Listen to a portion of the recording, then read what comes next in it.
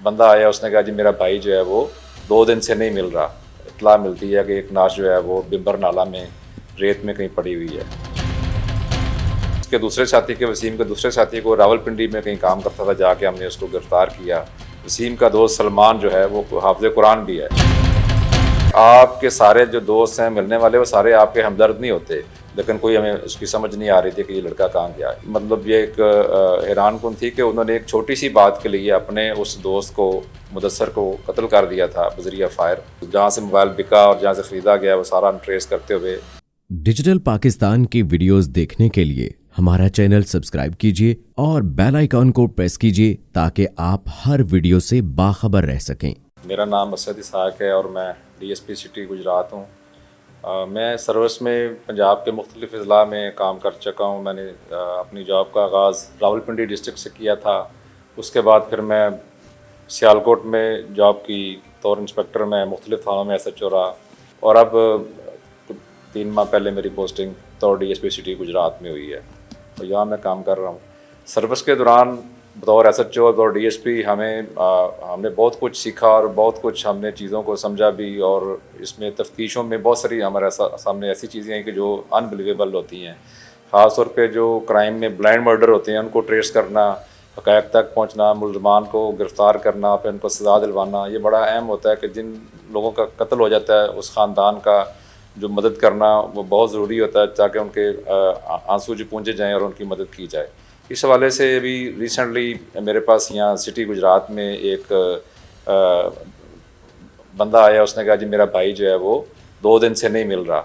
मुदस्सर नाम है भाई का, तो वो मिल नहीं रहा। तो हमने उसको जब पता जो की तलाश किया, ना मिला, तो हमने फौरी तौर पे उसके अगवा का मुकदमा थाना शहीन गुजरात में दर्ज कर लिया और उस मुदस्सर नामी लड़के की तलाश शुरू कर दी। इसको तलाश हम करते रहे, लेकिन कोई सूदमंद बात ना मिली। इसका हमने मोबाइल नंबर हासिल करके उसका डाटा भी लिया, लेकिन कोई हमें उसकी समझ नहीं आ रही थी कि ये लड़का कहाँ गया। इसी तरह की तलाश के दौरान फिर हमें इत्तला मिलती है, तकरीबन इसके मुकदमे के 10 दिन बाद हमें इत्तला मिलती है कि एक नाश जो है वो बिम्बर नाला में रेत में कहीं पड़ी हुई है। फिर जब हम वहाँ मौके पर पहुँचते हैं और शनाख्त करते हैं, मुद्दइयों को साथ बुलाते हैं, देखते हैं तो ये वही लड़का मुदस्सर है जो 10 दिन पहले गुम हुआ था। उसकी डेड बॉडी की फिर हम फोरेंसिक करवाते हैं, वहाँ पे मौके से फिंगरप्रिंट्स लेते हैं। उसके अलावा हम उसके फ़ोटोग्राफी करवाते हैं सारी मौके की, ताकि कोई एविडेंस ज़ाया ना हो। और फिर हम उसकी डेड बॉडी को सिविल अस्पताल भिजवा देते हैं ताकि इसका पोस्टमार्टम वगैरह हो जाए, वजह मौत का भी पता चल जाए, क्योंकि मौके पे ऐसी कोई चीज़ हमें नहीं मिली थी। सर पे उसके ज़ख्म का निशान था, और जब पोस्टमार्टम रिपोर्ट आती है तो उसमें ये चीज़ क्लियर होती है कि इसके सर में एक गोली लगी थी, बज़रिया फायर इसको कत्ल किया गया।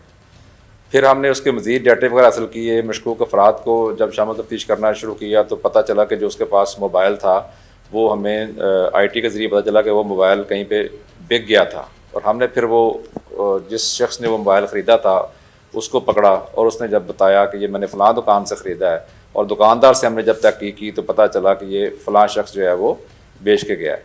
और जब हम उसके वसीम नामी लड़के को पकड़ा है और उसको जब इंटरोगेट किया है तो उसने बताया कि ये मोबाइल उसने जो है वो अपने एक दोस्त से लिया है। वसीम का दोस्त सलमान जो है वो हाफिज़ कुरान भी है, और ये दोनों एक दूसरे के बारे में कह रहे थे कि मैंने उससे लिया है मोबाइल।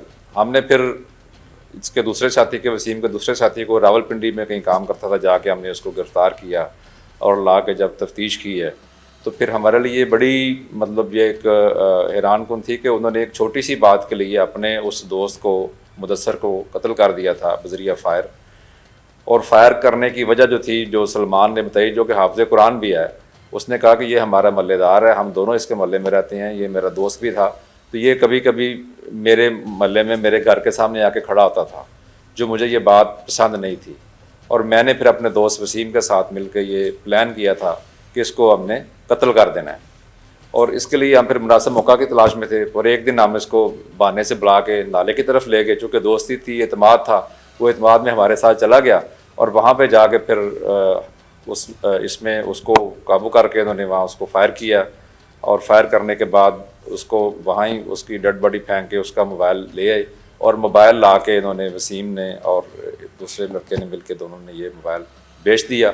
और मोबाइल बेचने के बाद हमें फिर CDR से और फिर मुख्तलिफ उस जहाँ से मोबाइल बिका और जहाँ से ख़रीदा गया वो सारा हम ट्रेस करते हुए पहुँचे तो ये दोनों मल्लेदार जो थे लड़के उसके, इन दोनों ने मिलकर उसको कत्ल किया था। छोटी सी बात पे, सिर्फ इस पे कि ये हमारे मोहल्ले में रहता है और हमारे घर के सामने आके खड़ा होता है। तो ये चीज़ें बड़ी हमारे लिए सबक का मौज़ है कि आपके सारे जो दोस्त हैं मिलने वाले, वो सारे आपके हमदर्द नहीं होते।